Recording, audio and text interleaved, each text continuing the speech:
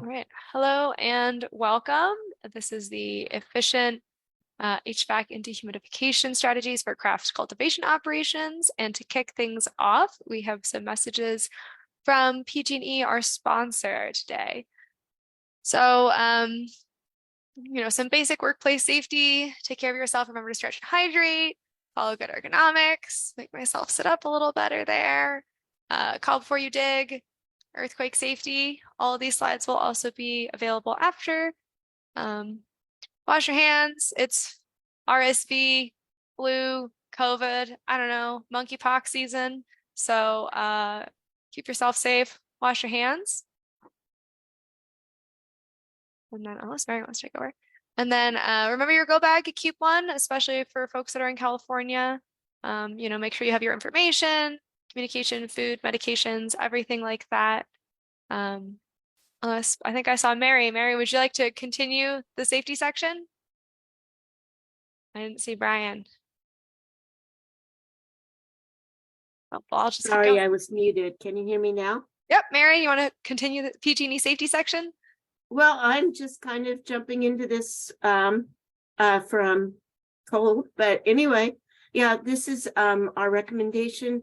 You do have a go bag in case you are ever required to leave with no notice in the case of a fire, earthquake, or any other emergency.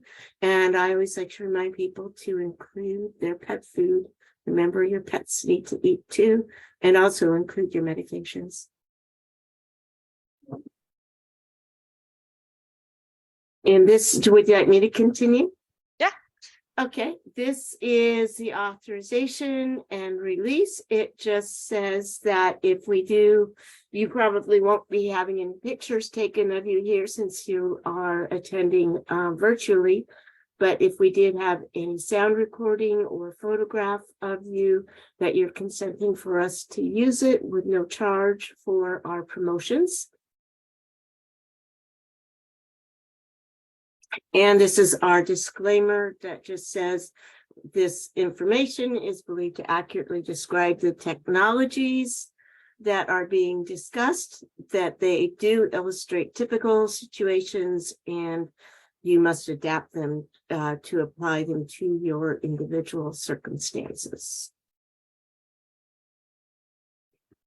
And this is a QR code for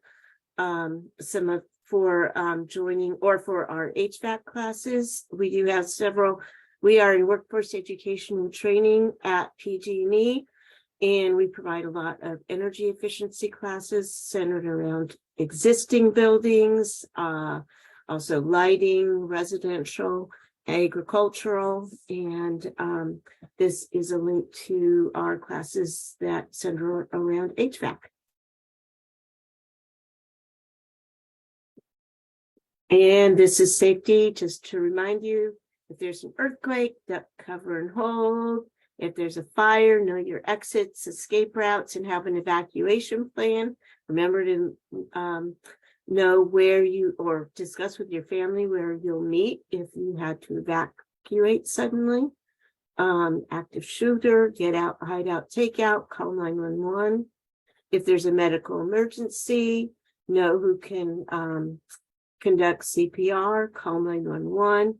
And if any of you are alone today and you have an emergency, you can put something in the chat and we will help get you the care you need. Make sure you take care of your psychological safety, you're cared for, that people have your back, and that it's safe to take risks. During the class, practice 30-30, which is an stretch break every 30 minutes for 30 seconds. Feel free to do that during class. This is actually, this one is meant for internal at PG&E, but emergency planning, make sure folks know your contact information. And also with COVID-19 and the flu on the rise, make sure you're following your local requirements. Wash your hands frequently, wear your masks where you should. Awesome. Thanks so much, Mary. So Mary's from PG&E, and they're hosting this workshop for efficient HVAC and dehumidification strategies for craft cultivation operations.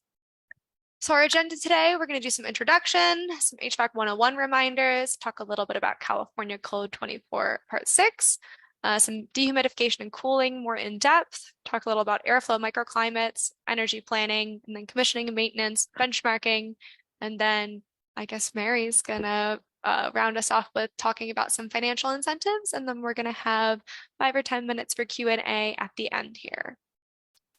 So we're RII. RII is a nonprofit, data-driven, founded in Portland in 2016. We measure, verify, and celebrate the world's most efficient agricultural ideas. Our network contains governments, resource suppliers, efficiency programs, producers, supply chain professionals, and standards organizations. So we're connected to all of these folks in order to help bring you some really excellent educational content.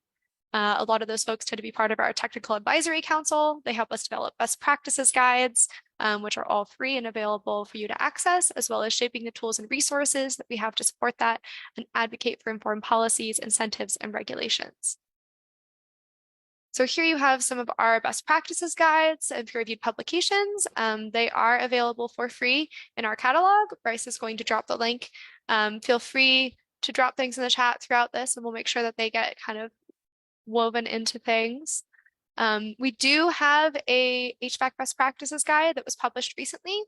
This is an overall broad CEA HVAC best practices guide, but it is free, and a lot of it does relate to cannabis, even if it's not specifically mentioned, because this was USDA funded. But we also have an HVAC best practices guide that was a little bit older, that was cannabis specific. And now I'm going to let our panelists introduce themselves, going from top center, right, and then bottom, right? So starting with Jim. Jim, you're muted. Thanks, Carmen. Jim Megerson. I've been in this business for about 35 years.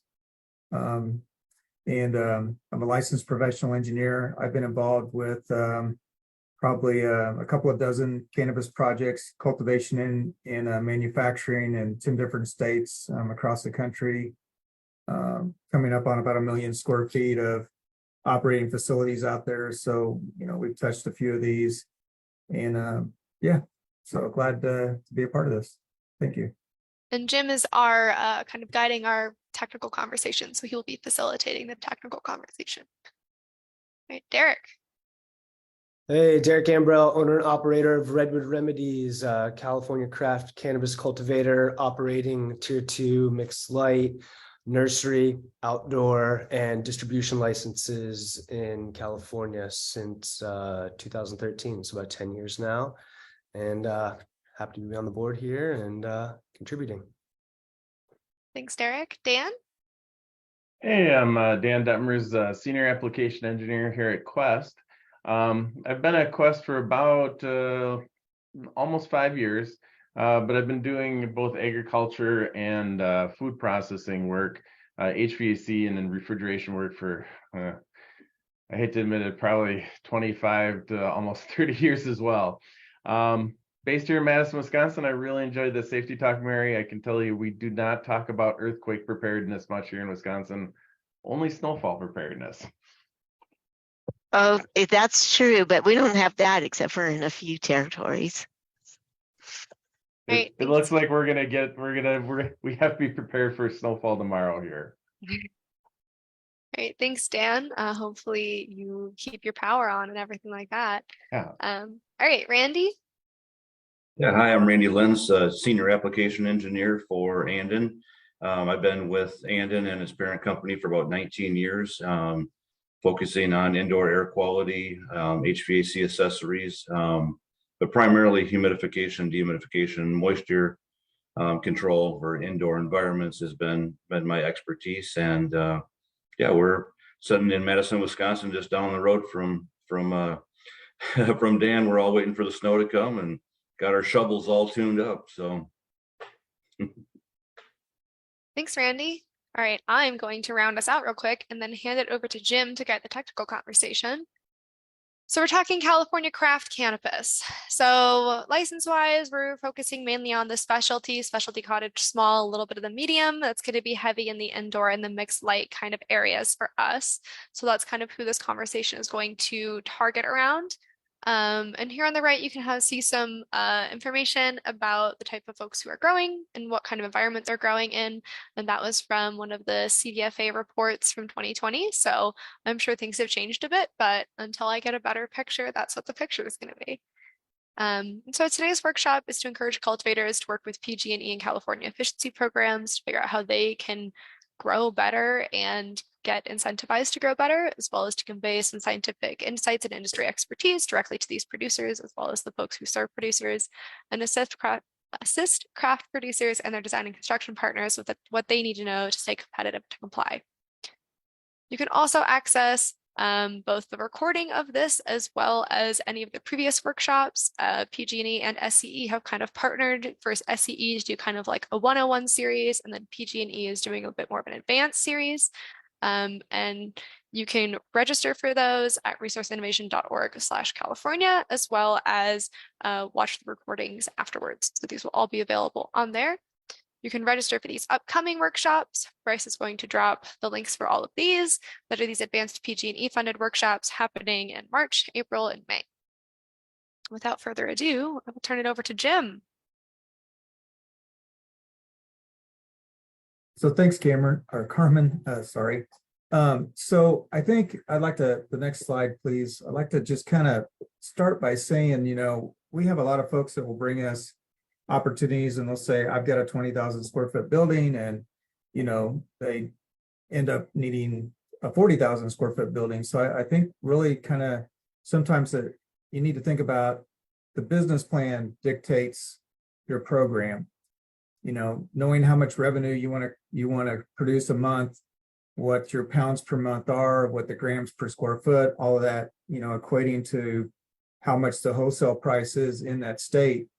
And that all dictates the size of the canopy, the number of your benches and your racks, and eventually the size of the room, the number of the rooms, the number of the support spaces, so you have so many veg rooms for the number of flower rooms and so forth. So I think it's really important to, a shout out to the architects and the space planners out there that there's a lot more to these facilities than just starting it. There are certain areas that you want to keep separated from other areas, dirty areas from clean areas, and so that you can maintain some contamination separation for that. And so let's start talking about once you get all that established, and of course you're going to work into the loads. And if you're familiar with, comfort cooling for people, office buildings and schools and churches, typically what we're used to seeing is, we have heat gain from the envelope and heat loss from the envelope. We have heat gain from people, from lights, computers, and printers. And then, we have ventilation load, that's outdoor air that comes in, fresh air for indoor air quality. And there's a certain amount of load associated with that, amongst other things. But with indoor agriculture, the envelope loads are very minimal compared to what you might have in an office building. And primarily because most of these rooms are segregated. Most of them are in insulated metal panels that have an R value of 20. In some cases, folks are still doing other types of construction, but that's typically what we see. Lighting is much higher. Where in an office building, your lighting per square foot might be less than 1 watt a square foot with the efficiency of LEDs and such. But now, you go to a grow room and you could have 40 to 50 watts a square foot, depending on what you're trying to accomplish there. And then you have water that goes into the space. And we'll talk a little bit more here about transpiration, but all of that water gets moved through the plant and into the space. So it has to be removed by the heating and air conditioning and the dehumidification system. We certainly have fewer people per square foot in a building, and ventilation is usually kept to a minimum because if you're doing any CO2 augmentation, you certainly don't want to dilute that with lower concentrations of CO2 from outside the space. So let's talk about plants and transpiration. So I think as an engineer, when I first got started in this, it's kind of a paradigm shift we've always been focused with, taking care of the environment, the indoor environment, so that people are comfortable. But really what we're doing inside a grow space, inside indoor cultivation, is that we are developing and building life support systems for plants. We're trying to give the perfect amount of water, the perfect amount of light, perfect temperature and humidity 24/7 every day. We don't have a cloudy day inside the building. Every day is a nice sunny building or sunny day. We don't, have drought. We don't have too much watering. We're certainly not supposed to anyways. And so we have to start thinking about this as life support systems for plants. And one of the things that are very important when designing these spaces is knowing how much that water is moving through the plant. And there's this term that we use, it's called transpiration. And it's the plant, as the plant hydraulically moves water from its grow medium, you have a higher pressure in that grow medium, and it uses that pressure to move the water through the plant so it can deliver the nutrients that are in that grow media throughout the plant cells. And it does it hydraulically through pressure. I know when I was a kid and, we were in biology class, we would think about, well, the plant sucks water. Well, plants don't suck water. It's the pressure that moves the water through the plant. And then that water vapor gets released out of, on the bottom of the leaves, it's called stomata, and it's like a mouth. So water comes out of there, and then and oxygen comes out, and then CO2 goes in. And so you can starve a plant. I mean, you can suffocate a plant by not having enough CO2 in the space. I mean, I've seen spaces get very close to that. But all that water that goes in there has to be removed by the HVAC system. And that's how the plant receives its nutrients. Next slide. So there's a term out there, it's called vapor pressure deficit. And really what that means, we're looking at the pressure the hydraulic pressure that's inside the plant versus the pressure in the atmosphere, in the space around that plant. And there needs to be a difference. And if there isn't a difference, then that moisture will not effectively move properly through the plant. And so with cannabis, if you're talking about mother and veg, that's usually somewhere between 0.9 and 1.1 kilopascals is how we measure that. So that's the difference between the pressure inside the leaf versus the pressure in the space. And in order to keep that equalized or at the right amount, we have to remove the moisture from the space. We have to remove that moisture with the dehumidification systems in the space in order for that to work. For a flower room, that's somewhere typically between 1.1 and 1.4.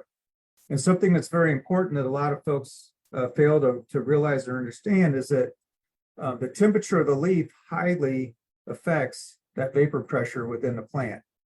And so with HIDs, you get a lot of radiation from that. So the leaves of the plants are usually a lot warmer than the space temperature.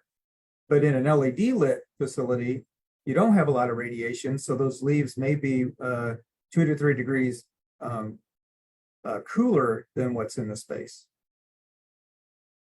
Next one, please. So all of these things add up. I mean, you have this lighting load at 40 watts a square foot. You have all this moisture. If you're giving your plants 1 liter of water per square foot of canopy, all that water vapor is going into the air. If it's not going into the air, it's going down the drain, which you really don't want that happening, because that just wastes nutrients and water. You want all that water vapor, all that moisture to move through that plant, deliver the nutrients where it goes. So we have all this load, and it's very variable. The sensible heat is what we call the dry heat. It's what's coming from the lights and the heat gain from the walls.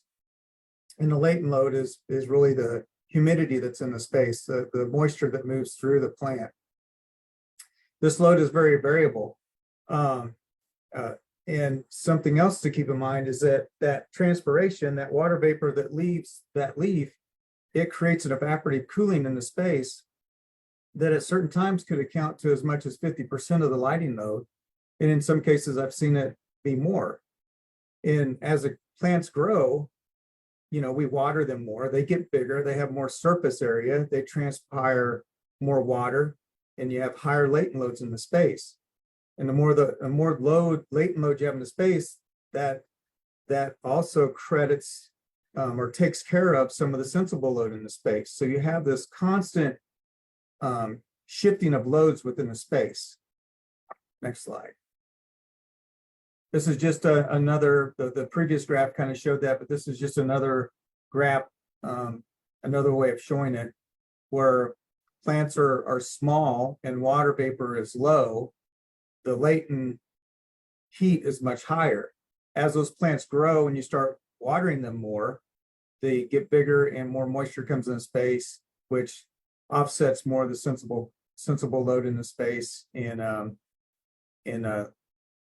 it's just a constant moving. As a plant grows, it's a constant moving of the loads in the space.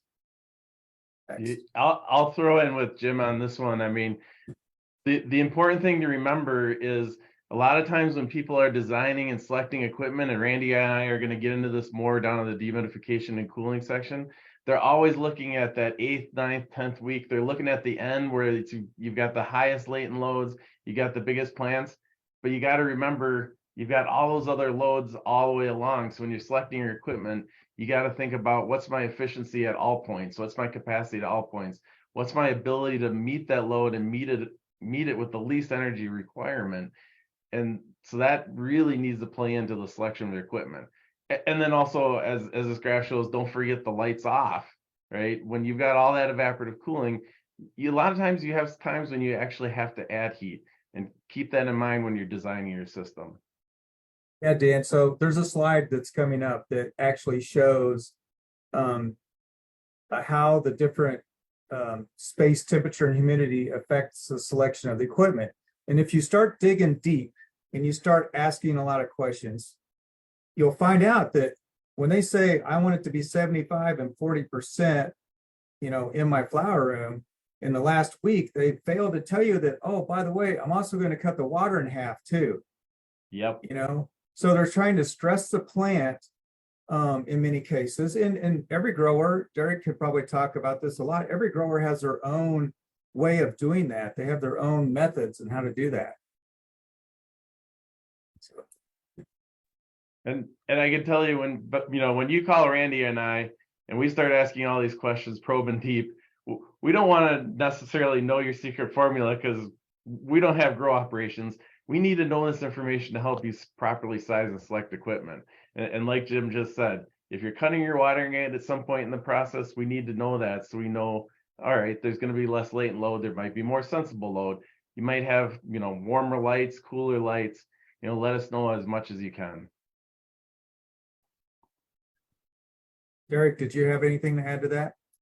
Yeah, I mean, it seems like this industry is kind of moving at light speed, and we're always being in the infancy of the industry and some of these growing practices. We're constantly finding new ways to increase our yields, increase our active potencies. So yeah, we're always learning new ways and new tricks and protocols for pushing our crops. So yeah, big thing right now is the market is really desiring in California purple varietals. So therefore, people are in the last couple of weeks of flowering really lowering temperatures down into the 50s or 60s to finish our plants out to express some of these purple tendencies, the anthocyanins in the plants, and that's a whole new presents a whole new set of conditions, especially for dehumidification when we are cooling down our rooms to finish plants off to get color expression. And we'll talk about the simplicity of equipment and redundancy and the flexibility of the equipment, because it is a changing, landscape at all times. And if you put a system in that's for you today, 6 months from now, a year from now, that things can totally change. And if you have the flexibility in your design to account for that, is very important. Mm-hmm. So Dan, I know that this next subject is very dear to your heart, and it just really gets you going. So I'm going to let you run the California Title 24. All right.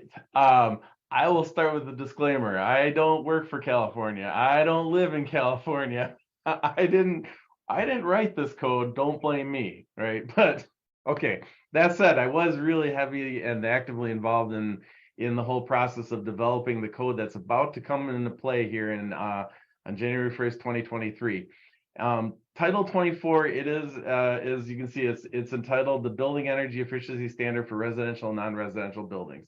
So within California, whenever you're building a building and it's going through the whole code process and you have a building code official inspecting it, perhaps you have an engineer designing it, an architect involved, they have to submit all these designs and make sure that they meet the requirements of Title 24. There's also a Title 20 there in California that applies specifically to appliances. Not as big of a concern because our equipment pretty much all falls here under the Title 24. Now, what they've added is they focused on greenhouses. Greenhouses did exist in this, just and barely touched on it prior to this, but now they've also added what they're calling controlled environment horticulture, basically indoor grow. So anytime you're growing plants, and it's not just cannabis, this applies to leafy greens, tomatoes, anything that you're growing indoors. Pop to the next slide. Here's the section that's near and dear to our hearts, you know, Randy and I and the rest of the HVAC industry, is they put together these, as it says here, mandatory requirements for controlled environmental horticulture spaces. Specifically, there's a section on indoor growing dehumidification. Now, there's other sections, and if you haven't read it, I encourage you to download this, especially if you're in the process of designing, constructing a new facility, because if it comes online after January 1st, 2023, these rules are automatically in effect. It doesn't necessarily matter when your equipment is manufactured or anything like that. You're going to need to know these rules. And there's a lot of requirements regarding lighting, some with the ventilation, but they stayed away from that for the most part, and they're primarily focusing on the efficiency of the equipment, specifically dehumidification, because it's so important to this industry. So the first one, the one that I've highlighted in yellow, is near and dear to my heart because this is specifically targeted at standalone dehumidifiers. When this was all put together, we worked out what we thought was a decent set of energy efficiency levels and a plan that was simple to follow. In fact, it's so good, it's the plan being implemented in Washington, New York, many other states. But at the last minute, California's lawyers got involved and decided to change it to this. So dehumidifier subject to regulation under federal appliance standards. Okay, I'll explain it on the next slide, right? Basically, what this is saying is wait, go back. I got a couple other points on the other ones. Basically, what this will say is that it's got to follow federal regulations. Now, the rest of this applies to other equipment that is either space conditioning with a heavy emphasis on dehumidification or dehumidification only. So part B is integrated HVAC system with on-site heat recovery. That would be the equipment made by Agronomics IQ, Desert Air, you know, the all-in-one systems that provide both cooling and heating. It also includes your typical rooftop package units made like, you know, by Carrier, Trane, Four Seasons, Aon, those equipment, but with hot gas reheat, HGR. In other words, it provides cooling and dehumidification by heating the air back up. And note that it says on-site heat recovery designed to fulfill at least 75% of the annual energy for dehumidification reheat. What does that mean? That you really can't, you know, we talk about reheat. A lot of times the way you do dehumidification is cool the air down, heat it back up to the temperature you need.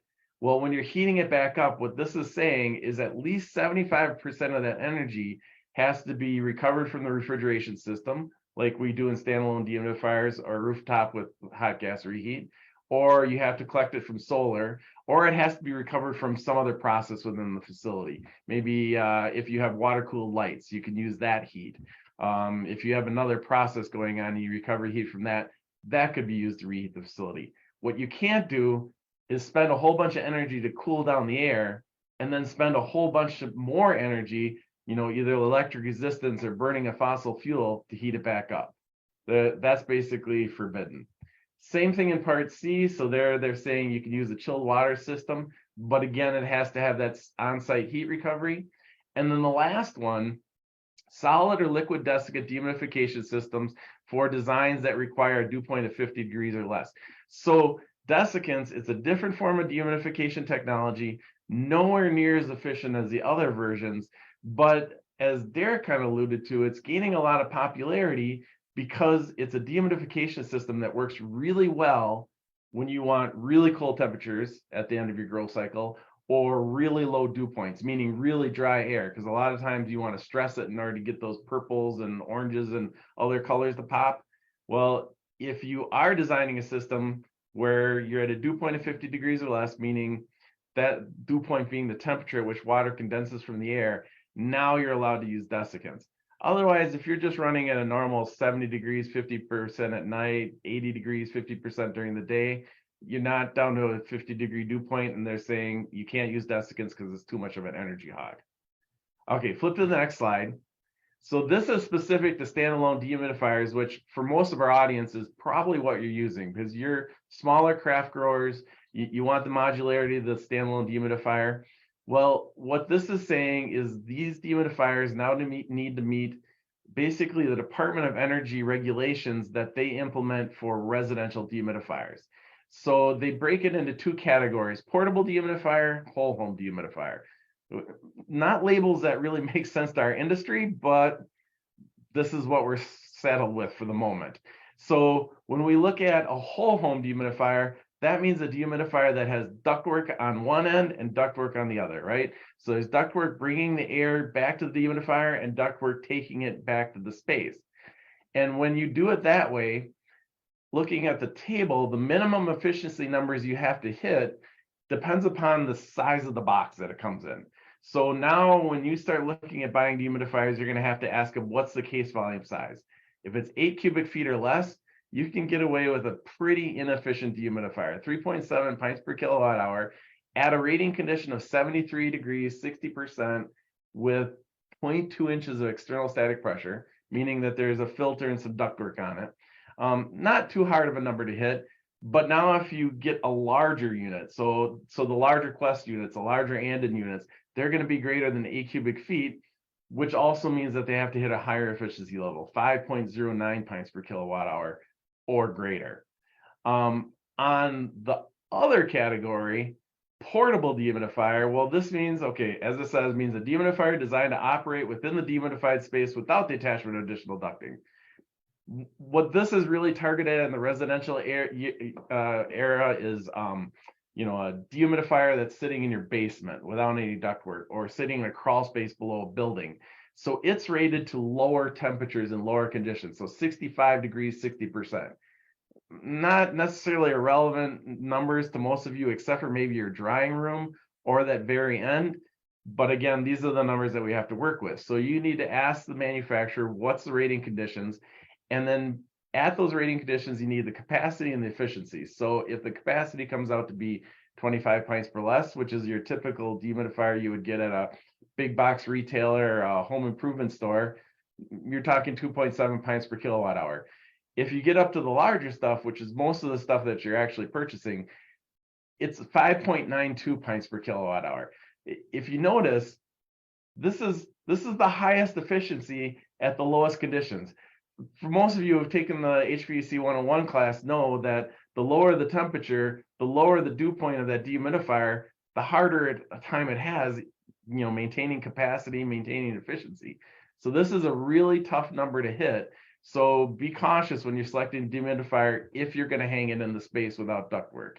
I think more of you are going to find that it'll be easier to find a dehumidifier that meets the conditions you need with a whole home dehumidifier, ducted. So put it outside the space, duct the air from the space to it, back into it.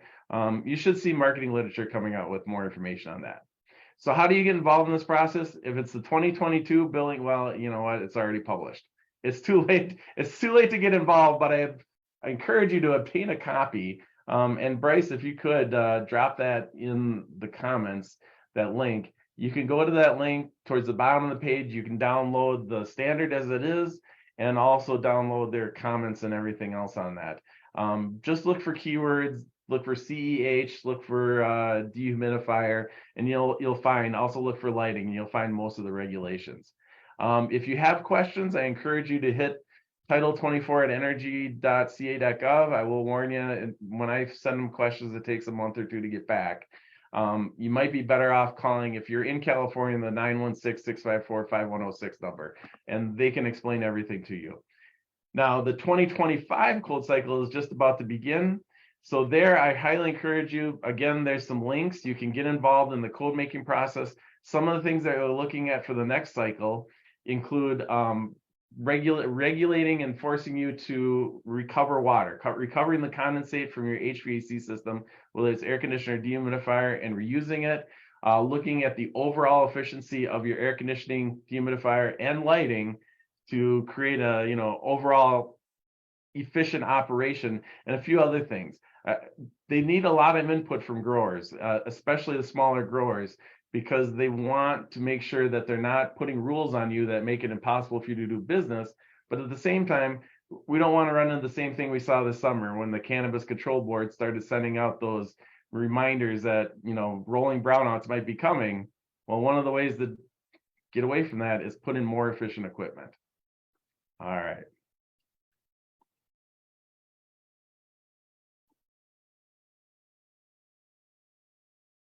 Back to you, Jim. So let's keep moving here. So this next slide is the one that I was talking about. I don't know, Randy, do you wanna, I'm gonna hit this up for you. You wanna talk about how and why different room conditions can affect the amount of moisture removal that happens? Yeah, exactly. And you kind of hit on it before, but the dehumidifier performance does go down as the conditions go down. And and some of that you could look at it as the dehumidifier's, it's fault at removing moisture at that condition, but also there's less grains of moisture. As the lower the dew point, there's less grains of moisture in the air, and there's just less to be removed. But you do need to take that into consideration when sizing out a room. And not to get off track, but there's a lot of good research out there with the LED companies that are coming on. They've grown a lot of cannabis, and everybody wants to get down to those crazy temperatures to get the colors to come out, as we talked about.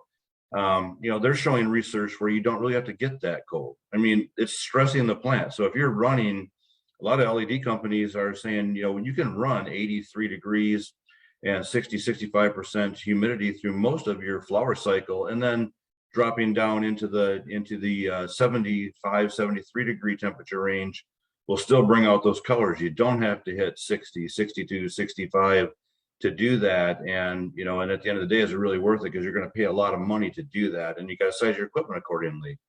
So when you're looking at that, if you were, if your low end was, and this, for this example with this dehumidifier, was 78-55 compared to 70-55, it just means less dehumidifiers, less equipment in the space. And less load on, and less load. So it's interesting you say that, because I have a customer right now that needs 3 of the largest dehumidifiers in the space for that last week. And so my recommendation was, well, don't duct these in. So there's only do 2 of them, and then buy yourself a cart that'll hold 360 pounds and wheel that into the space for that last week.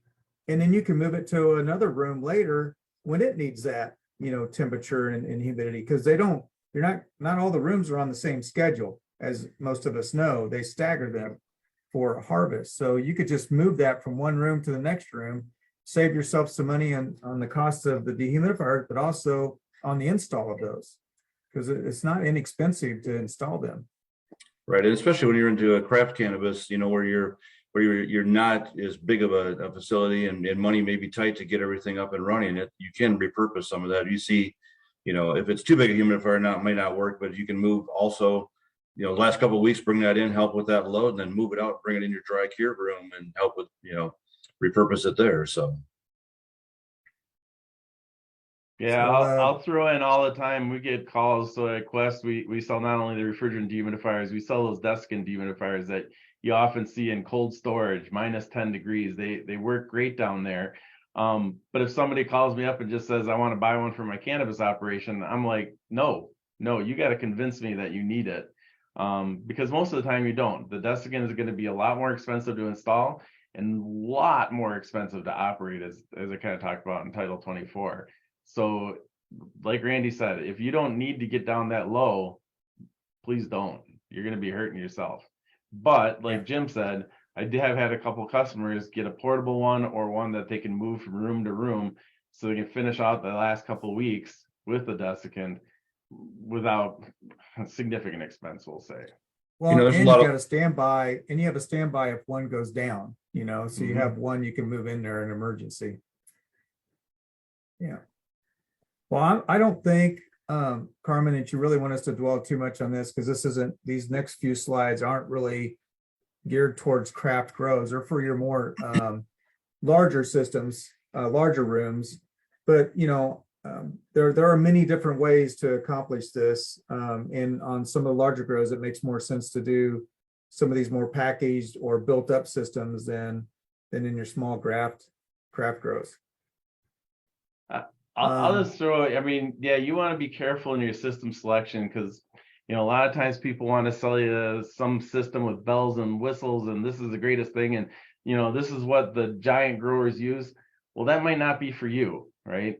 Think about it. You want a system that's simple enough to operate, that gives you decent performance, but isn't going to break your bank both in the beginning and in the end. And more importantly, you don't want to have to hire some guy like Jim with 35 years of experience in the HVAC industry just to operate it for you. You want something simple enough to operate for yourself. So keep that all in mind when you're selecting equipment. Yeah. So it's kind of interesting. In those systems aren't really, germane to the size rooms. I helped a caregiver turn his 3-car garage into a flower room, and I gave him a decoupled systems, split systems and dehumidifiers. And my gosh, you would have thought that I'd just given him a Cadillac or a Lamborghini, because he thought it was the best thing in the world. When you do these things right, they do work well.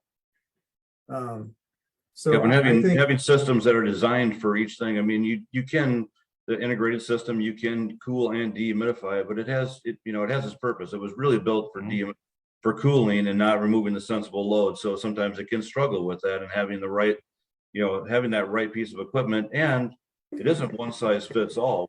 When you're looking at a veg room, do you want something that is, in a veg room, maybe something super, super efficient, and the higher the C or the higher the ear rating on it, the less effective it is at removing water, which is great, because in a veg room, you don't want to remove a lot of water. You want higher humidities in there.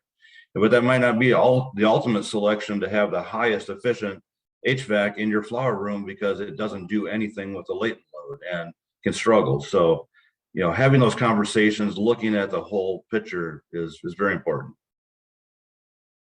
So I'll let you guys talk about this between the two of you, but this myth on standalone dehumidifiers and that they're not efficient. And then if one of you could touch on, we're used to hearing those efficiency ratings of IEER and SEER and EER, and who came up with this idea that the way to categorize a dehumidifier is by pints per kilowatt hour? Yeah, I don't know. I don't know who that first person was, but I want to find them. No. I'll tell you, I threw together this slide. So this slide kind of came out of the whole process of Title 24, developing Title 24.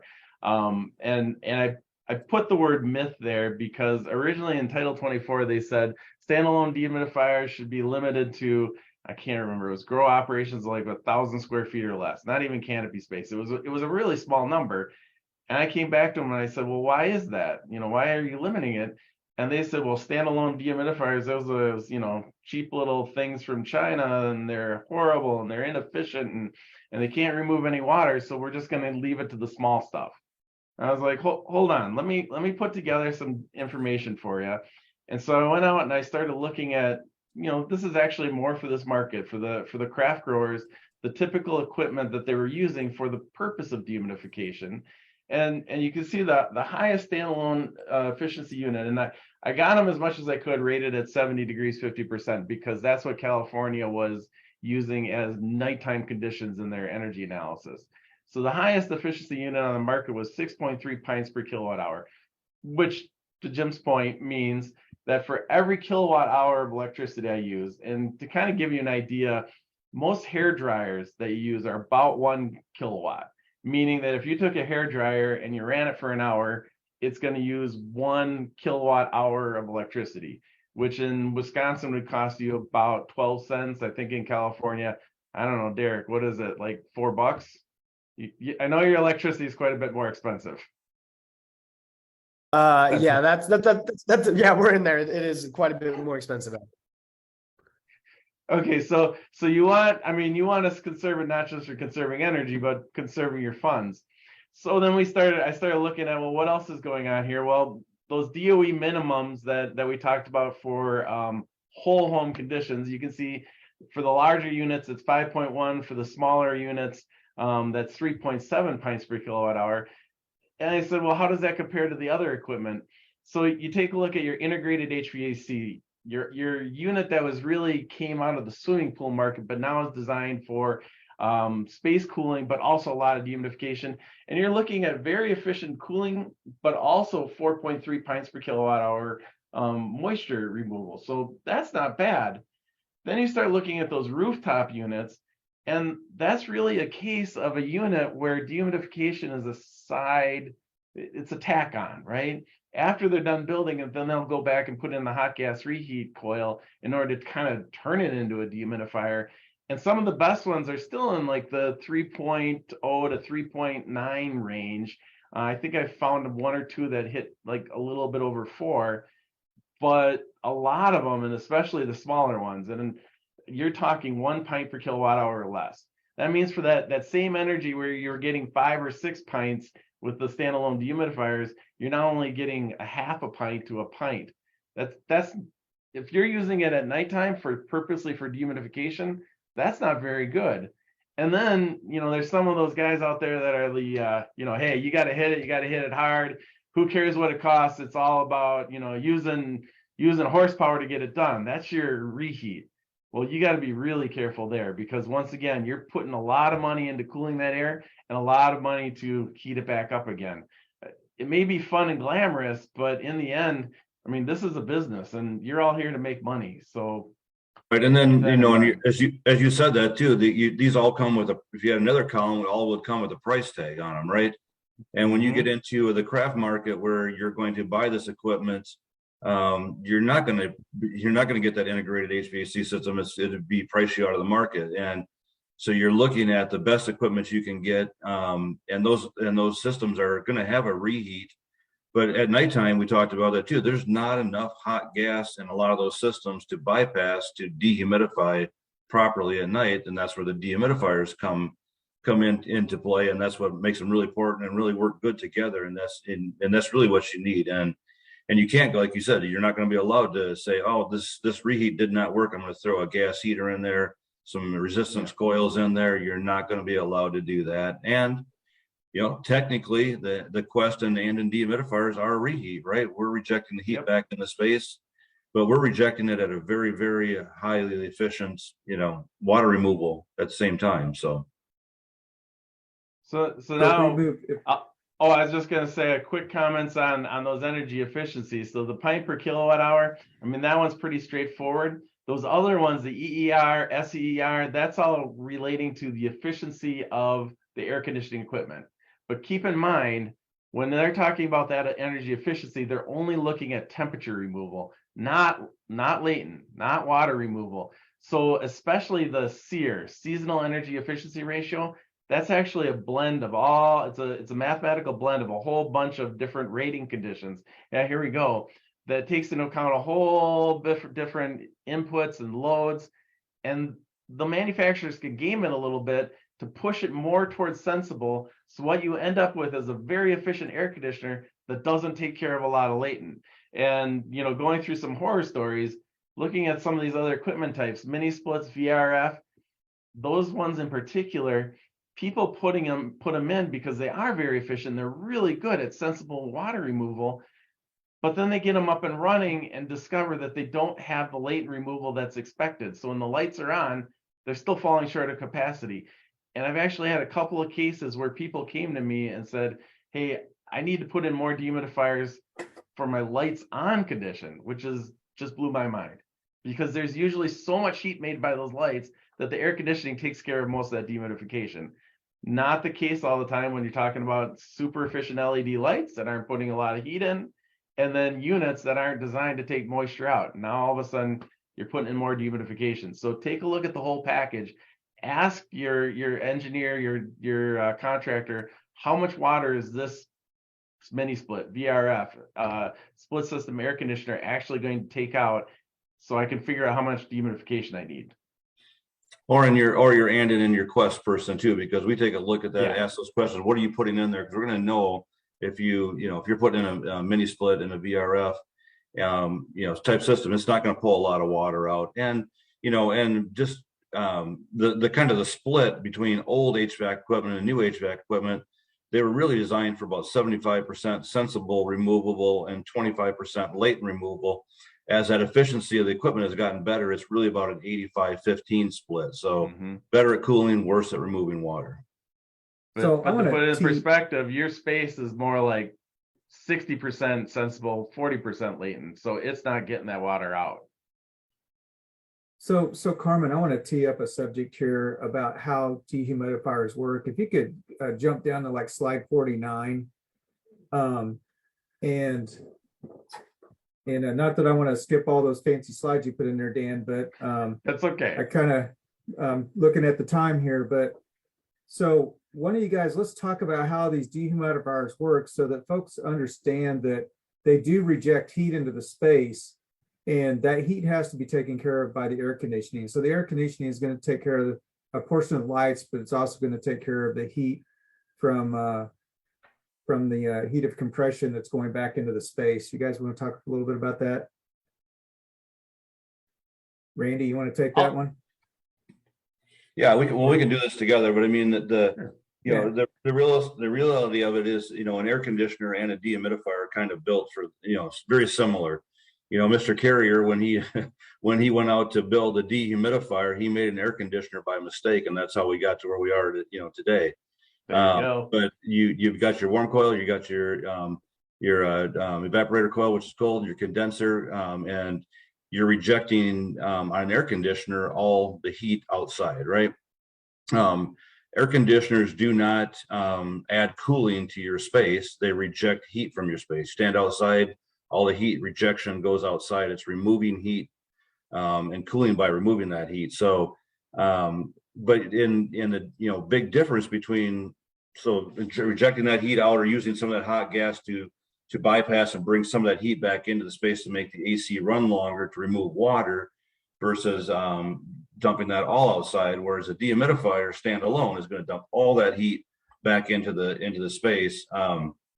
And the big difference between the air conditioner and a dehumidifier is the coil design. The coils are either designed to collect a lot of water, or they're designed to remove or suck in a lot of heat and reject it outside. The fan speed, the refrigerant, all those things in the design make it a sensible piece of equipment or a latent piece of equipment.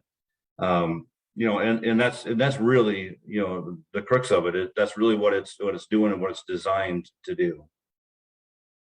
Yeah, I'll throw in a little extra commentary / warning. When you're looking at this, the air is going through that evaporator and it's taking out both sensible and latent energy, right? So that all that energy goes into that refrigerant, which then goes to the compressor and eventually onto the condenser. Well, when that condenser throws the energy back into the airstream, you don't want it to throw water back in the airstream, right? So basically all that latent energy gets turned into sensible energy. In other words, for every pound of water you take out of the air, you're putting 1,000 BTU per hour back into the air. And that's why we're going to get that temperature rise. That and the inefficiency of the compressor and the fan, right? Anytime there's work there, they're going to add heat.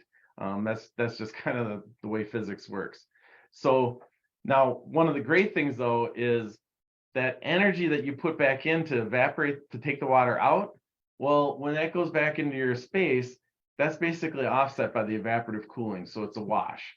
So now the only heat that's really being added by a standalone dehumidifier or any kind of dehumidifier like this is the work of the fan, work of the compressor. Actually, if you hop to the next slide, Jim, I pulled that out, or Carmen. Yeah, but So Dan, this can confuse people because you Oh, talk yeah. about motor load, heat of condensation, and total heat. I mean, the important thing is the total heat. Yep. Because that's what you have to get rid of from this that's going into the Right. space. Back to the equipment, so- like back to the Yeah. HVAC equipment on the slide before too, that's with the higher the SEER rating, higher the EAR rating. Its purpose, its design is to keep that coil only cold enough to absorb that heat and reject it to outside of wherever it's going to reject it to.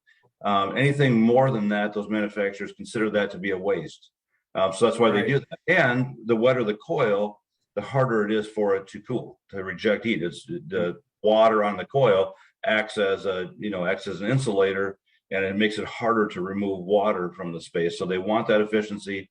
But in a dehumidifier, we want that coil cold. We want it the colder to a point, the better to squeeze the water out. So I get asked this all the time. So riddle me this, Batman. If you guys always say pints per day, engineers work in pounds per hour. Some people work in BTUs per hour. So can I just take your pints per day, divide that by 12 hours? Because that's what's going to happen in a flower room when the lights are on. Or, is that, I'm asking that question. I know the answer, but I'm asking the question. Great. You got to think of that pints per day more as a rate of water removal, right? So it's if you had your lights on for the whole 24 hours, if the temperature conditions didn't change, if the plants didn't change, if everything remained exactly the same, that is absolutely how many pints it's going to take out in a day. But as we all know, 60 or whatever. Yeah. Right. At 80-60, right. And if it's, Yeah. so if you had a 400 pint dehumidifier per day, then you've got a 200 pint in 12 hours. That's all it's going to be able to do. It is per hour, and a pint is a pound world around. So it could say it's a 400 pint or a 400 pound dehumidifier. Right. Yep. So I think the important thing about this slide that I'll steal Dan's thunder, I think, is that you really need to make sure that you have the manufacturer give you the numbers for the conditions that you're planning in that room. Yeah. Because you don't know if it says it's a 710, pints per day, it may only be able to do 660 at these conditions, or it might be able to do 800 at those conditions if they're different. So you really need to know where it lands in your application, and then you can back into the rest of the numbers from there. Yeah. And Likewise, just, you need to know. Oh, I was going to say you need to know what the transpiration rate is of your plants, because Right. it's not going to be the same when the lights are out as when the lights are on. So Right. work and figure that out. take a look at that and take a look at, a nighttime versus daytime split and what you're going to do. And are you at about a 70-30 split between daytime, nighttime transpiration, and where are you at? And, and having that honest conversation is, where do you really need to get to? How low do you want to get in that space to, because the D-rate of the dehumidifier and every cultivar is different. And maybe you want to grow slurricane number 3, but that really doesn't fit into your profile, because you would need, different, if that strain is so specific, maybe there's thousands of strains, thousands of cultivars, grow something different. But if you guys look here, and we're going to skip for just a minute, but keep in mind that a smaller dehumidifier might put half a ton of heat back into the space. A larger one might be nearly a ton. And when you've got, 15 or 20 of these in your space, it does add up. So you have to account for that in addition to the lighting load of what you need to remove from that space. Well, and likewise, the more you water your plants, the more water is going to evaporate, and the more heat you're going to get in your space. Right. But So you do let's need talk to about account. airflow. Yeah. So moving on to airflow in microclimates. So, a lot of times what happens is you get this canopy of plants, and a lot of people will try to blow air, from overhead through that canopy. And that air tends to, when it hits that canopy, a lot of that air gets deflected and it doesn't really penetrate through the canopy. The best way is to try to draw that air through the canopy as opposed to push it through the canopy, which is sometimes very difficult to do. And there's a lot of different fans and different methods on how to do that. But if you're not getting good airflow through the canopy, you have this tendency to get little pockets underneath some of the canopy that can have higher temperature, higher mold. If you're blowing too much air at the canopy, you have a tendency to disrupt the VPD across the leaf, because it's like blowing air across a swimming pool. If you blow air across the surface of the swimming pool, you're going to evaporate more water off the surface of that swimming pool than if it's slow air going across the swimming pool, because you change that vapor pressure deficit between what's in the pool and what's in the air. And that causes more air to be pulled out. That pulls more air through the plant leaf when you do that. That can cause things like tip burn to occur. And what does mold like to grow on, Derek? It starts on what? Dead, distressed plant material. Dead stuff. And when it gets on dead stuff, then it can move to live stuff. And it's just this horrible thing that happens.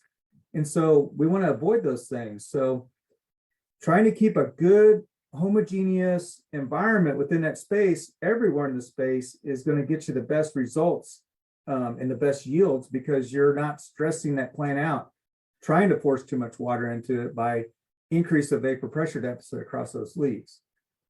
And that's really the important part of microclimates. I listened to someone do a presentation once, and someone says, well, what's the big deal about humidity? What's the big deal about humidity? Well, because if you have too high humidity, mold grows. And I'm like, oh my gosh, you didn't say that, did you? Because that's not really the case. You know, it's all about these microclimates and trying to prevent them. What's next?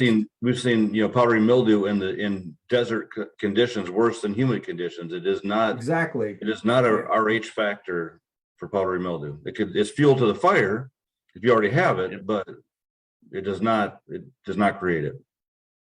So you really got to watch where your equipment's blowing, right? I've seen people take dehumidifiers and point them right at the plants because they thought, oh, I want to make sure I dry out the plants. But now you got a dehumidifier that's turning on and turning off and hitting it with dry air, letting it go humid, hitting it with dry air. You wouldn't enjoy that if you were sitting in your home and you're getting hit with hot and cold, humid and not humid. You want nice, mixed, even temperature, perfect conditions, right? So if we're trying to recreate Mother Nature in this room, I ask this question all the time of people. If the temperature outside is 75, what temperature is the wind blowing? It's 75. So why would I want a room at 80 and I've got 90-degree air blowing around in it, or 60-degree air blowing around in it? We're trying to recreate Mother Nature in this perfect condition. And so to get back to this whole changing the VPD, the rule of thumb, I'll put this out there, is to try to keep the airspeed across the leaf of the plant at 1 meter per second or less, or 200 feet per minute or less, depending on what units you're working with. And that's the important piece of that pie. And that will basically, limit the number of problems that you're going to have. I'm just looking at your picture there, Jim. That's not my picture. Okay. I hear a lot of people, they ask me, what's the best way to set up air circulation in a grow facility? And I will warn you, just for everyone's sake, that the Department of Energy is starting to look at the efficiency of air circulating fans. So exactly what we're seeing in that picture. And they're starting to realize that these things are used heavily. And we all know that you need that air movement, but you got to think about, how am I doing it? And in this case, it looks like I've just got 4 fans pointing at each other, trying to cancel each other out. I'll ask you, Jim, what's the best? Do you like the racetrack? Do you like, crisscross? What kind of airflow patterns do you usually try to set up? Well, my ideal setup is to have air delivered on one wall, moving horizontally across the space and returning on the other wall. That is the best scenario. I don't get that opportunity to do that very often, right? So we end up delivering air from above. And I usually use diffusers that I size so that air dumps in a column, because you're really you're not in a cooling application, you're almost a heating application, because you got what we call an isothermal condition, where you're delivering the air very close to the same temperature as the space, at 2 to 3 degrees different. And sometimes if I'm cooling a space to 80 degrees, I might be using 82-degree air. It sounds crazy, but it is true. At full 100% transpiration, at the plant's full moisture removal, the biggest it'll ever be, I could be delivering warm air to the space to keep it cold. And we use another term that's called recirculated air changes per hour. And so a good rule of thumb is somewhere between 20 and 30 recirculated air changes an hour. That's how much that air turns in the space. It goes back through the fan and it goes back to the space. That's a recirculated air change. A lot of people will say air change per hour, but that's really a misuse of that term, is 100% outdoor air changing through the space in an hour. And that's not what we want to do. What if I can use a perfect air delivery system, side to side is the best. When I'm doing a decoupled system, for instance, which is primarily what this conversation is about, I like to blow the heat from the dehumidifier into the supply grills coming from the AC so that it mixes. Or I do what's called a side stream return. So I duct the dehumidifier on the return side of a piece of equipment. I duct it into the dehumidifier and then back into the return. Now, you can't duct it in series with the air handler. I had a contractor who said, well, that seems dumb. I'm just going to stick it in here and put it in series with the fan coil. It burned out that motor and that dehumidifier within a month, So you can't do things like that, but that's my preference, so that that heat from the dehumidifier gets mixed with return air before it hits the cooling coil. And then many times I'll even I'll put another means of heat on the discharge of that fan coil so that I can bring that temperature up when the dehumidifier is not on. Because I don't want to deliver 55-degree air to the space. I want to deliver air that's 2 degrees above the dew point for the space. So I never have to worry about condensation. And again, Mother Nature delivers the air at the same temperature as outside all the time, right? Mm-hmm. So I'll just throw in beyond that. I mean, if you're hanging equipment in the space, or even if it's just the dehumidifiers, point those in a direction so you get a nice airflow pattern going. Work with the fans, place them where it makes sense, especially if someone's running like a sea of green where there's a really thick canopy. I'll see people put dehumidifiers down low and up high to basically, keep from creating 2 different microclimates. But be careful. Don't throw those dehumidifiers so they're blowing directly on the plants. And here's where we didn't hit on it too much, but redundancy can be key. Redundancy of equipment, spreading it out, multiple sources of equipment, multiple sources of air, so you get good mixing.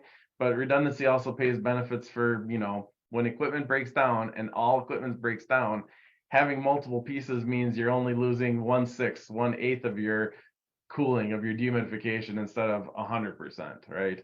And I don't know if Randy wants to comment on that as well. No, we'll talk a little bit. I know you're trying to push along here, so I'll talk a little bit during the maintenance section. Sure. Well, let's talk about energy just a little bit, because there's a lot of things I think that, folks spend a lot of money to build these facilities, and then, sometimes don't really plan well for, the operating expenses that they're going to occur. Because you build this facility, you may be 3 or 4 months before you ever see any product out of it, or longer. And so, putting in the most energy efficient, because if the average is, $800, it costs $800 on an average from data that I've seen to create 1 pound of product, and you're only selling it for $1,000 a pound in some markets, or, $3,000 a pound in other markets. So, getting that getting that energy use down and that cost of labor down and all those things down will yield you more, more profits on your business. I was talking to somebody that's in a state where, right now it's about $1,000 a pound wholesale. And I said, wow, that makes it pretty hard when it's close to 800. And they go, well, we figured out how to do this at $300 a pound. We got our cost down to $300 a pound by being more energy efficient, using good lighting, and being smart about how we do things.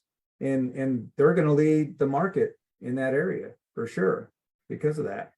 So making good energy choices and being smart about how you use energy is gonna help put more money on the bottom line and be more environmentally friendly and more sustainable. I mean, this industry is a resource intensive industry, and so we should do our best to limit our impact on the environment. Let's look at this next chart. We've got a chart here that shows how energy is distributed in these facilities, and you can see 51% of the energy is spent on HVAC and dehumidification, and 38% on lighting. And some people think it's the opposite, but really this has been proven time and time again. Space heating is very low. CO2 is very low cost, and then drying and curing is a low cost. So, about 89% of the total energy use of electricity consumption is from the lighting, the HVAC, and the dehumidification. So let's move on. Does anyone want to tackle this one? Someone from PG&E want to talk about different types of energy cost structure? Brian, are you okay with that, or do you want me to take a cut at this?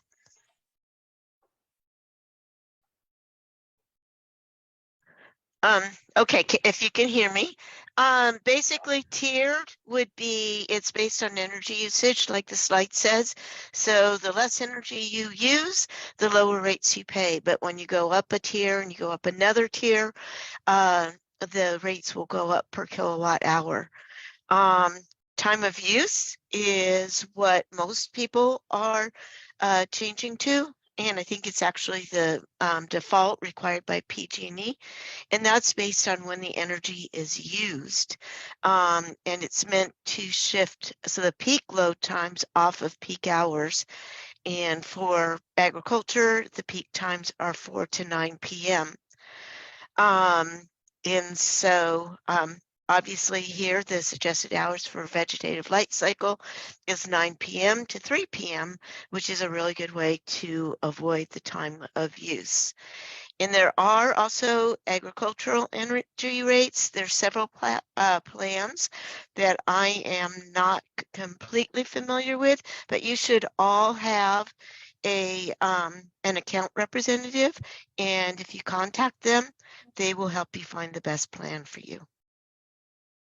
And I'll put my contact information in the chat.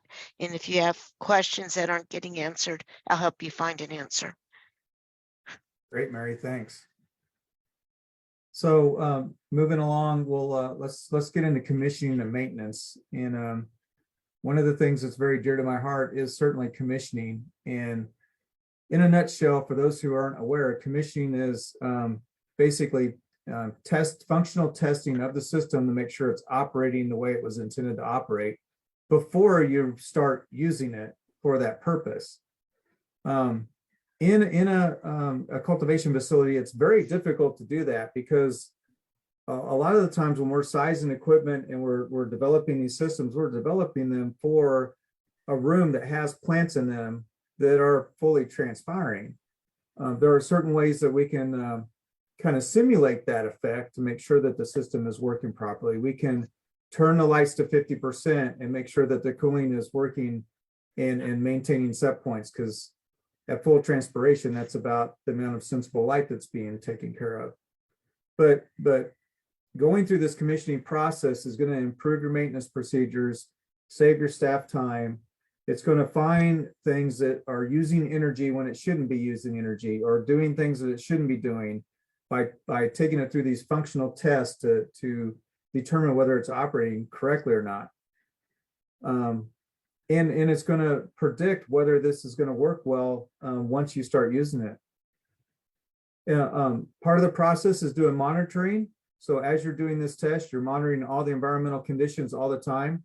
And you can take that data and use it to benchmark against other data and make to support your savings claims if you have them. Want to make sure that sensors are calibrated. I can't tell you how many times I've got, the 3 different systems in the building have the same temperature sensor in the room, and all of them are reading 3 degrees off. And most of it's due because of the radiant heat that's on that thermostat is making it think it's hotter in the space than it really is. So getting a good shading device on that so that you're shading it from the radiant heat coming off of those lights is really important. And then just taking it through its functional testing.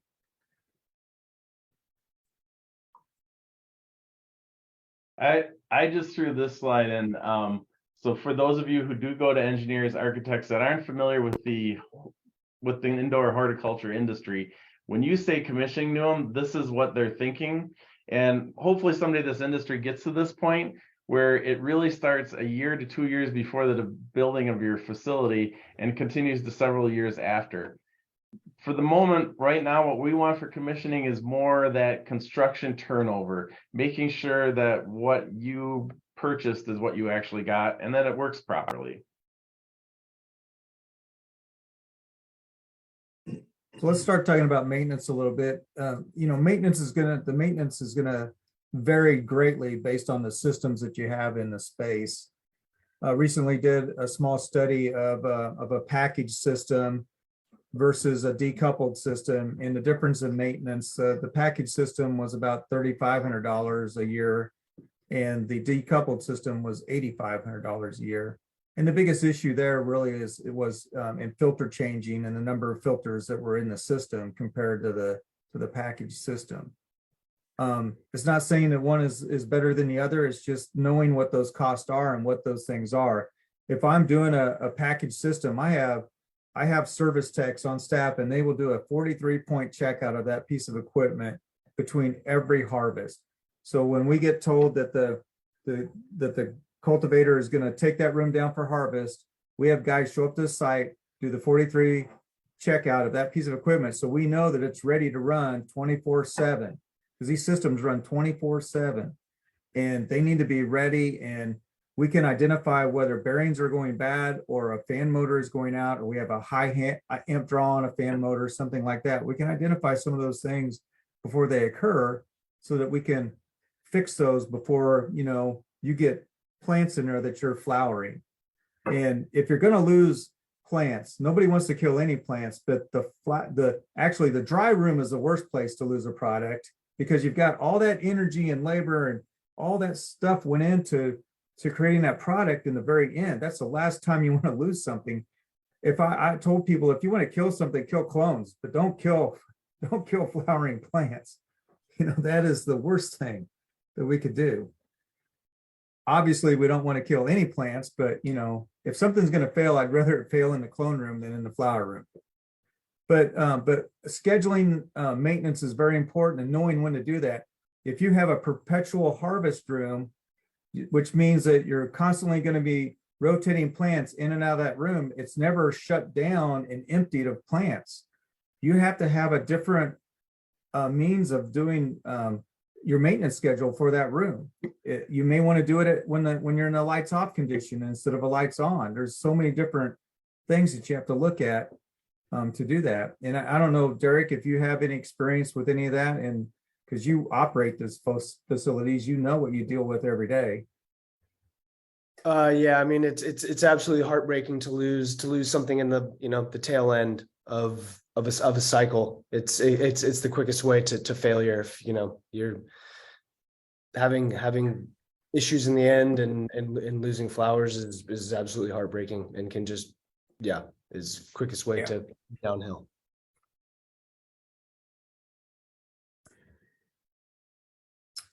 Probably the biggest, especially with the decoupled systems, your biggest thing is going to be filter maintenance and drain lines. And depending on what you use for your cooling means in that space, I can tell you, try to avoid from pumping condensate somewhere, because if there's one thing that'll fail in that system, it's going to be that condensate pump. and it's going to shut everything down if it's done properly.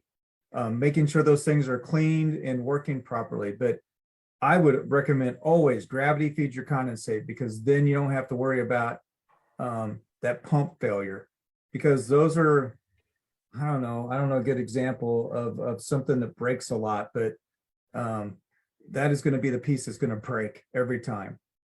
It's a piece that's drain it's line- kind of forgotten about. It's something that's kind of forgotten about, and Yeah. especially if you're using small condensate pumps, the microbial growth inside of them, they get Mhm. slimed up and they fail, and you don't know it, till it happens. But like we were saying before, that it is, somewhat like any other piece of equipment, your vehicle.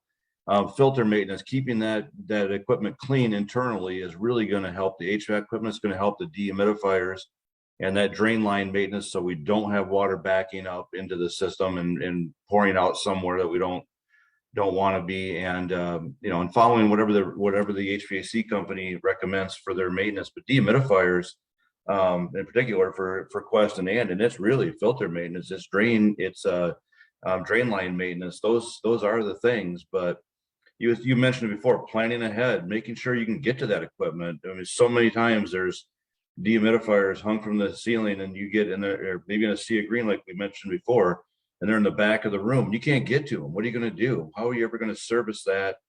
And they are mechanical pieces of equipment. They fail in the middle of a growth cycle, and what are you going to do? And that all really comes back to I said I'd talk about this before, was redundancy. It is in a craft cannabis facility, and my belief is redundancy and simplicity, keeping the equipment simple and having plenty of redundancy. If you, for example, had I talk to people all the time about, if you had 15 tons that you needed of cooling needed in a flower room, what do I put in there? A 15-ton system? I like 3 5-tons. You know what happens when one goes out? You lose a third of your cooling capacity. You turn your lights down by a third, and you don't have to press the panic button. You can wait till tomorrow to fix that. You're not panicking, and some of that equipment is very simple to maintain and simple to service. So a standard HVAC guy can fix that. You don't need a mechanical contractor in there at a higher rate of pay to fix something. So getting your feet wet in the craft market is simplicity, redundancy. Can't preach it enough. I think you feel the same way, don't you, Dan? Oh yeah, clean. Change those filters for sure after every growth cycle. Check them in between. Clean the dehumidifier, clean the AC. Don't forget the ductwork. If water gets off the coil and gets in that ductwork, or condensate pump overflows, anytime you have water and dirt, you have the opportunity for mold to grow or other things to grow. And the more stuff you have in your grow room, the higher chance that those mold colonies are going to be on your product. And when it goes in the dry room, that's where you're going to lose it, because the mold has the opportunity to grow. So clean, please. Another little walk into a tip lot is of grow rooms where I see people spraying. They're maybe doing some IPM maintenance or whatever it is, and they're spraying. They got a fog in the room, and I look up and the dehumidifiers are on. I'm like, turn the dehumidifiers off. Turn your HVAC system off. It only takes seconds for that moisture to fall, and then you can turn that system back on again. But don't suck liquid into your HVAC or your dehumidifier. It's going to screw up your filters. It's not good for the equipment. And we don't see enough people bagging sensors, whether it's a thermostat on the wall, a humidistat, a sensor of any kind. RH sensors don't like to get wet. They like to read humidity in the air. They don't want to read liquid. It's bad for them. It screws them up. They usually don't read right again after that. So bag things up when even if you're sanitizing the room. No plants in there, you're sanitizing between harvests. Bag everything up. Turn the equipment off till you're done spraying, then turn it back on. Another little tip is on your condensate lines, don't use a clear tube, because light gets in there, and you're going to eventually get, algae or mold growing inside that tube at some point. Water that's been stripped of everything, and it's just down to as clean water as possible, grows microbials faster than anything. There's nothing to stop it, so it grows quick. Mm-hmm. So talking about benchmarking, I'm sorry, go ahead, Carmen. I was gonna say, I'll take the benchmarking. I'll make it real speedy. If anyone has questions, drop them in the chat, because we are running a little behind here. So collect your data. If you don't know where you're starting, then you don't know where you went, / your utility cannot give you a nice big check for being more efficient. So when you start growing, start collecting data so you can know where everything is at. Benchmarking is for you as much as it is for working with your utility to get more money, as much as it is for us to understand where everyone is. So document those baselines. Where do you want to be? How much energy did you expect to use? How much water did you expect to use? What are you expecting all of these things to be? And then document what actually happened so that you can understand, maybe if you go to design another room, maybe if you go to design another space, what actually was happening in your previous space, so you're not over undersizing systems based on what you think you'll use. And then we offer performance snapshots so you can benchmark with us, which can help you do it on an annual basis. We'll be doing monthly next year, but work with us. PowerScore is a great tool to help you do this, but you should be taking in data, storing data, and understanding your data on at least an annual basis internally. It really, really helps. And then I'm going to quickly turn it over to Brian with PG&E to talk about financial incentives. And then we'll give you like 2 minutes for questions. And actually, I'm going to take that. All right, Mary. All right. So let's see. Our sponsor, or not my sponsor, but TRC Companies is our third-party vendor running our agricultural incentive program. They implement the Agriculture Energy Savings Action Plan. They provide incentives for a number of areas, including CEA, wineries and breweries, dairies, other crop production in standard farming. For CEA, they will help you conduct detailed technical studies, prepare the pre and post installation incentive reports. They will manage PG&E's technical review of your measures and your work. They'll supply installation support and supplier support. They also will conduct measurement and verification to show that the incentive worked as planned, the measures. And they finally do cut and deliver the incentive check to you. And I know I asked Patrick if he could chime in, but I think we're running out of time. Patrick, if I missed anything important, would you please put it in the chat? Let's go to the next slide. Tool lending library. This is actually what I run, at least in the PG&E territory. Carmen mentioned it, get data. And you can use your flow meters and things like that. And you can use your smart meter for the overall energy use, but maybe that's not going to let you know exactly how much you're using on HVAC or lighting and the things. So we've got power loggers to help you disaggregate your loads. We've got temp and RH loggers to help you make sure that the environmental conditions are exactly what you are intending to create.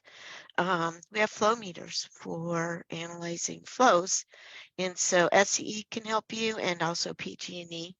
And this is the one I run. Go ahead. And then there's the statewide programs. These folks talked a lot about the importance of designing an energy efficient building and operation, and we do have people who can help you with that. It is Wilden in Southern California that runs this statewide program for PG&E, SCE, SoCal Gas, and SDG&E. And they'll give you a comprehensive whole building energy analysis and assistance in identifying energy savings measures, an analysis of your energy costs and paybacks, and incentives for new construction and major renovation projects. And they do this for all electric or mixed fuels projects. And Carmen, you want to speak quickly about the California Department of Tax? Yeah, so there are a number of ag-specific tax programs and incentives available that apply to cannabis growers. So when you're going in to buy that expensive equipment, you might actually be able to have a reduced or exempt tax on that, which, when you're buying $80,000 systems and whatnot, there's a lot of ag taxes in there. So they have guides. I dropped it in the chat. Feel free to check that out. And then I think we have a minute for questions or two. Carmen, can I quickly just talk about the upcoming classes? You all probably registered at the California Efficient Yields website with RII. So you might be aware of upcoming classes, but one being given by RII and supported by Southern California Edison is a controls and automation best practices on December 13th.